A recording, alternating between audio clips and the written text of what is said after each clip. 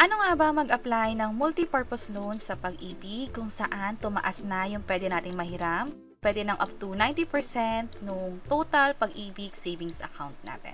Tara, pag-usapan natin. By the way, kung first time mo sa channel natin at gusto mo pa ng mga online tutorial videos katulad nito, please click the subscribe button.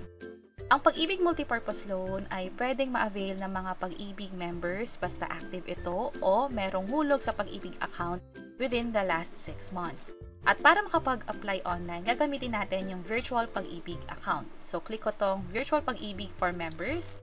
At mula dito, click ko na lang tong login. Click natin yung continue. Ilagay dito ang email address ninyo at password sa Pag-ibig. Mula dito, makikita na natin yung regular savings kung saan madadouble check na rin natin kung yung mga kinakaltas ba sa sahod natin o yung hinuhulog natin online ay napupunta talaga sa Pag-ibig account natin.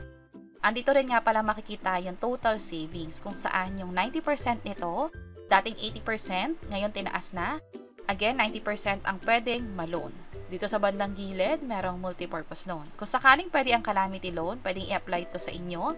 Housing loan, pwede rin i-check yung mga detalye dito. Multipurpose loan tayo, click apply. And then, click apply now. Sa bandang taas nga pala makikita yung mga na-apply na nating Pag-ibig loan. So again, click ko tong apply now. And then, kung makapansin nyo, loan entitlement, 90% of TAV or total accumulated value ng account natin. So sa akin, umabot ng 128,000, pwede kong baguhin yan dito or pwedeng i-maximize ko na. Ibig sabihin, ito yung gusto kong i-loan. And then, select multipurpose loan. Kung ano yung pinaka-fit sa reason ninyo, yun na lang yung piliin dito. And then, loan term or loan type, pwedeng 12 months, 24 months, 36 months. Ibig sabihin, gaano katagal yung payment terms? 1 year ba? 2 years? Or 3 years? Pwedeng yung pinakamatagal para mas maliit yung babayaran kada buwan. O gusto nyong pabilisin, 12 months or 1 year, pwede yan. Pero sa akin, piliin ko 36 months.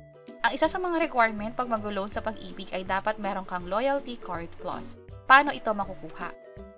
Meron kami ginawang hiwalay na tutorial video kung saan nag-fill up kami ng form, pumunta kami sa Pag-ibig at same day lang nakuha na namin yung Loyalty Card Plus. Ang kagandahan dito ay nagagamit ito, let's say may mga discount na tumatakbo sa Pag-ibig, pwedeng magamit.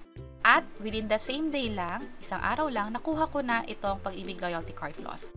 Valid ID ito na pwede pang magamit as savings account. Ibig sabihin, pwedeng mag-transfer ng pera dito. Which means, yung manaloan natin sa Pag-ibig ay matatransfer doon sa Loyalty Card Plus, yung bank account doon. At katulad nga rin pala ng sabi ko, ito yung mga halimbawa na pwedeng yung makuhang discount or perks or promo kapag meron kayong Pag-ibig Loyalty Card Plus. So, maraming benefits ito. Pwede na mag-apply at pumunta sa Pag-ibig branch. Again, pwede nyong i-check itong video na to para sa naging actual experience namin sa pag-avail at pag-claim na rin ng Loyalty Card Plus mula sa Pag-ibig. At kapag meron na, piliin lang siya dito. Pwedeng powered by Union Bank, pwede rin namang AUB. Parehong bank account ito. Check natin tong click here, click submit, click ko yung yes, at hintayin ang code na ipapadala sa inyo ng Pag-ibig. Via SMS, ma-receive nyo ito. At kapag nga nakuha nyo na yung code na katulad nito, i-enter lang itong code na to. And then makikita nyo na rito yung niloan ninyo, yung amount, yung term, at yung status niya. Kung sakaling employed kayo, ang makikita nyo rito ay pending for employer certification. Kailangan ba itong i-certify ng employer ninyo? That's why mas maganda mag-heads up kayo or inform nyo yung HR or company ninyo kapag may kailangan kayo ipa-certify na Pag-ibig loan. Applicable din ito just in case na mag-loaning kayo sa SSS.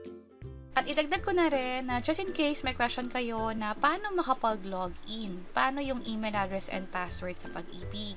Unang-una, dapat meron kayong account sa Virtual Pag-ibig. Ang requirement dito ay dapat meron na kayong Pag-ibig number. At meron kaming ginawang step-by-step tutorial guide kung paano nga ba mag-register dito sa Pag-ibig virtual account. Madali lang itong gawin at sinare namin yung naging actual experience namin sa video na to. At after nyo nga makapag-apply ng Virtual Pag-ibig account, pwede nyo nang ma-access yung Pag-ibig records ninyo online, maging yung pag-apply na rin ng loan online lang din. Pwedeng gamit ang phone or computer ninyo.